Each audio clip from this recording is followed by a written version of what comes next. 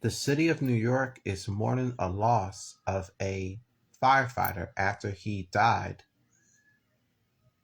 despite the fact that a burning house partially collapsed in Brooklyn. His name is Timmy Klein. So there were no arrests being made, and the cause of that is still under investigation, depending on who shot Mr. Timmy. Mayor Eric Adams is getting to the bottom of this.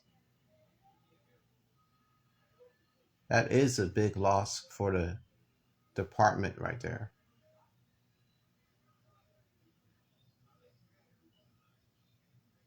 Now to the latest on a daring but shocking rescue. All that happened in Orlando, Florida, as the girl's mother and her grandmother were rescued safely and soundly. Now the 25th annual Gift of Life Donor Dash makes its way to the art museum. That's where hundreds of people laced up their shoes on yesterday during the pandemic. So I think a lot of people have donated a lot of money, despite the fact that they can walk, they can run, they can do whatever they want. So I haven't been participating in the Donor Dash, but if I do, it's for a worthy cause. But the Donor Dash raised over $10 million. And by the way, April is National Donate Month. So if you want to donate something, make sure you do it. Let's go to CBS News correspondent Bradley Blackburn with more on this awesome news story. It's all about a young woman by the name of Miss Jennifer. Go ahead and take it away, Bradley.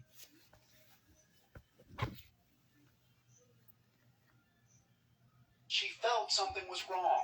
Doctors diagnosed her with idiopathic dilated cardiomyopathy, a dangerously weak heart muscle. A lot of her symptoms were hard to kind of tease out because she was otherwise in good shape.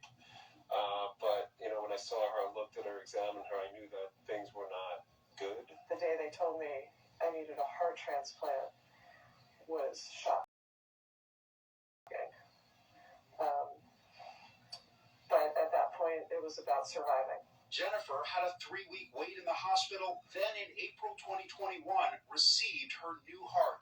Dr. Masashi Kai performed the 5-hour procedure at Westchester Medical Center in New York. It's not just life-saving, also it can change the quality of life. Like Jennifer, you couldn't wait to get back on the court. No, I was chomping at the bit. Just 3 months after surgery, she picked up her racket, and a year later, she's showing no mercy.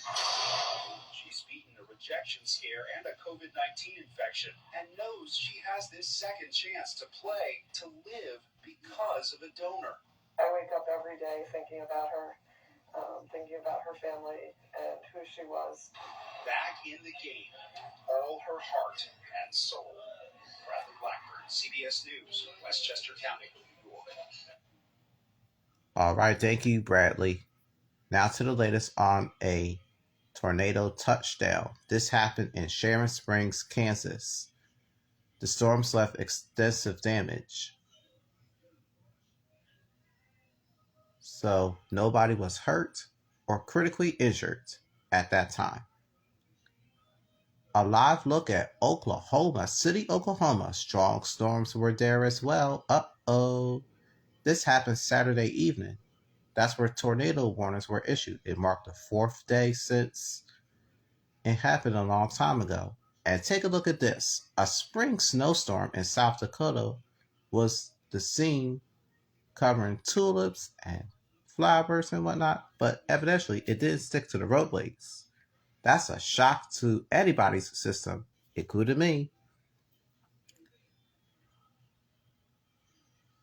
It is now 49 minutes to 6. The AX-1 is returning to Earth.